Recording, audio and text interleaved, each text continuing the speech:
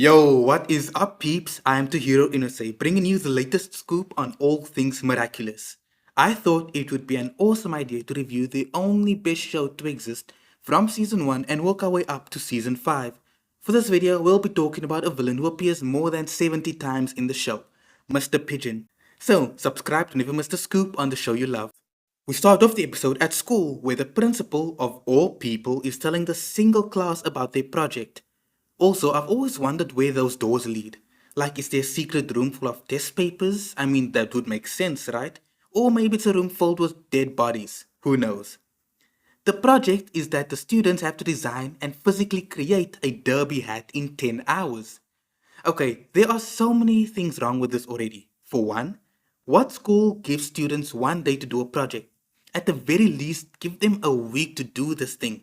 When teachers give students projects, they seem to forget that students also have other subjects to worry about and they have lives to live as well. Marinette is rightfully stressed about this and thinks of the most absurd thing, that she'll somehow trip on Gabriel the Grist and send him to the infirmary, which honestly wouldn't be a bad thing in the slightest. I mean, would it though? He's such an arsehole too. We cut to Marinette at the Eiffel Tower designing her hat. Nightmare fuel, ew. Marinette spends hours designing hats, but none of them seem right, until she comes across a madman, Mr. Ramier, a man who feeds the pigeons of Paris. Even this guy is staring at him weirded out. He gets a scolding from a police officer because feeding the birds is forbidden and he's banned from every park in Paris. That's sad, in a funny way. Marinette, not caring about anyone but herself, sees this as inspiration for her derby hat and sketches away. Because he's sad about not being able to feed his pigeons, Mr. Ramya is akumatized into Mr. Pigeon. He's so weird. Why is he like that? Acting like a pigeon and talking like one. I'm surprised Hawkmoth didn't give him the ability to fly, seeing that he's a bird-themed hero. Marinette goes home to finish her hat, but forgets the finishing touch, a pigeon feather, and heads out to get one.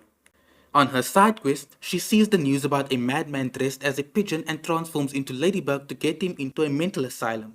Cat Noir shows up and turns out to be allergic to feathers. Pigeon feathers. Remember that for later. Ladybug and Cat Noir track Mr. Pigeon down, but are instantly trapped with nowhere to run.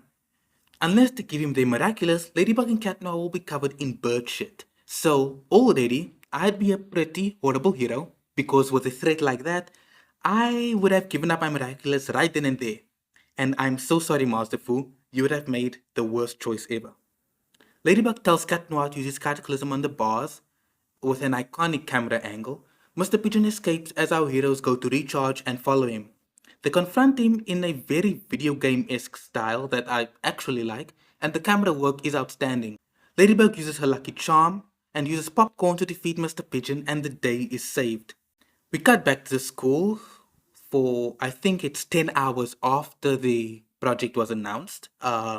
Natalie introduces herself as Gabriel's executive assistant, and I have to ask, what's the difference between an assistant and executive assistant? Please tell me in the comments below. Marinette pulls up to school just in time, and her hat is incredible, and Gabriel seems to agree. And it turns out, Adrian is allergic to feathers and Marinette does not put 2 and 2 together. Stupid quantum masking. Anyway, the episode ends. That was the introduction of a recurring villain who never wins. This episode was funny and ridiculous at the same time. If you enjoyed this video, give it a big thumbs up and smash that subscribe button to never miss the scoop on the show you love. See you soon and stay connected.